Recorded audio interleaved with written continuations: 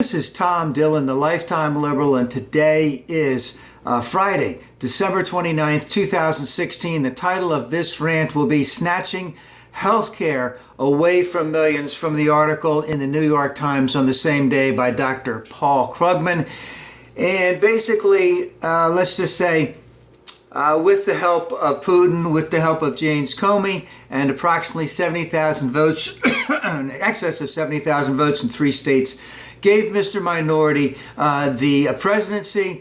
He will be the president. There's no doubt about that. At the same time, we know that if Hillary had been elected, that she would be making every effort right now to, let's just say, strengthen the Affordable Care Act and enact legislation to make it better.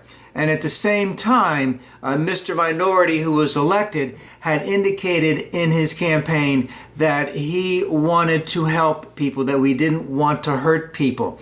But what we have right now is a betrayal by Mr. Minority, and, well, all of the GOP was against it, but he said he would be for it.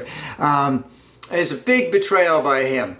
And the reason for that is that the GOP has been chomping at the bit for the last 7 years. They've had, 50 votes to recall the Affordable Care Act, ObummerCare. And in those 50 votes that they voted to cut Obamacare out completely, they offered absolutely no replacement whatsoever. They had these little paragraphs in here, so in there, saying sort of what they would want to do. And the reason they did that is because they don't have a replacement. Because if they actually had to do something and put it in writing, people would very, very clearly see that it sucks. And the reason that it sucks is they can't even remotely equal the coverage that Obamacare and the Affordable Care Act offer, and people will see through the scam that they're offering. So it can't equal Obamacare, and the thing that they like even less of single payer is not what the Republicans want either. So they want to get rid of the Affordable Care Act with absolutely no replacement, and take up to 4 years to come up with what I want to say is a replacement. So what they want to do is get rid of the whole thing, say that it sucks, say that it blows, say that we're going to come up with something great, as Mr. Minority would say, and in the meantime, do the one thing that will absolutely assure that it will never get replaced in any way, shape, or form, and that is that they will vote out the tax increase that was placed on the rich that helped pay for the Affordable Care Act. So as they drop it and not replace it, in the meantime, there'll be a huge windfall for the wealthy for the taxes that they had to pay, or let's just say the assessments they had to pay for the Affordable Care Act. But in the meantime, and as we get to the point where it's all done, over and done with, so to speak, is up to 30 million Americans could lose their health care coverage because of this. So this is one of the great scams of the election of the 2016, where Mr. Minority indicated that he would help these people, and they believed that he would help them. You know, they didn't believe some things he said. They did believe other things he said. They should have taken him, and they took him at his word on some things. And this is one where it's really going to stick it to him, so to speak. And of course, this thing is going to be passed very, very quickly, or could be passed and pushed through very, very quickly.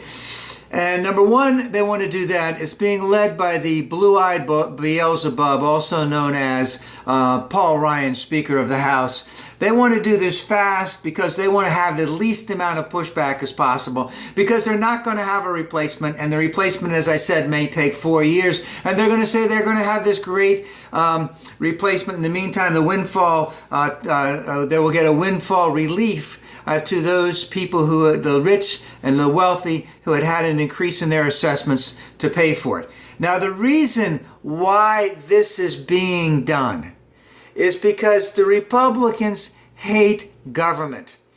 And the worst thing that the Republicans hate the most about government is that when government works efficiently and effectively to help a majority of people.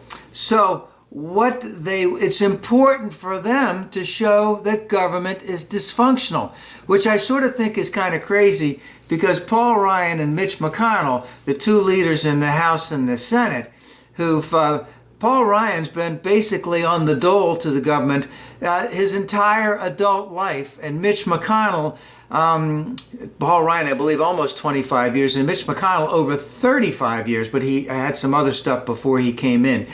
And basically, their premise is we don't want government to work efficiently because that's the way that we can cut out anything that helps anybody. And of course, the Affordable Care Act helps a lot of people. And of course, if it shows that it helps a lot of people, it proves that government works efficiently and effectively. And if that's the case, they can do it in other areas, but we can't have that. So we have to cut out the Affordable Care Act and effectively enact legislation that makes government dysfunctional and then blame their Democrats for the whole thing. So what we have here right now, Mr. Minority's coming in. He paid lip service that he didn't want to hurt people who needed health care.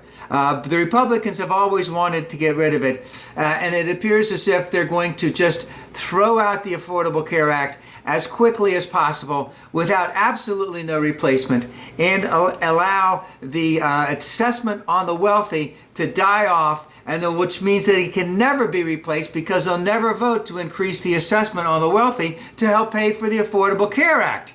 So the worst part about this is up to 30 million people will lose health coverage because of this, whether it be in Medicaid or whether it be part of the Affordable Care Act. And up to 5 million of those people directly voted for Mr. Minority. So if you take those 5 million and then you add up their families as part of that, you could easily see that over half of the people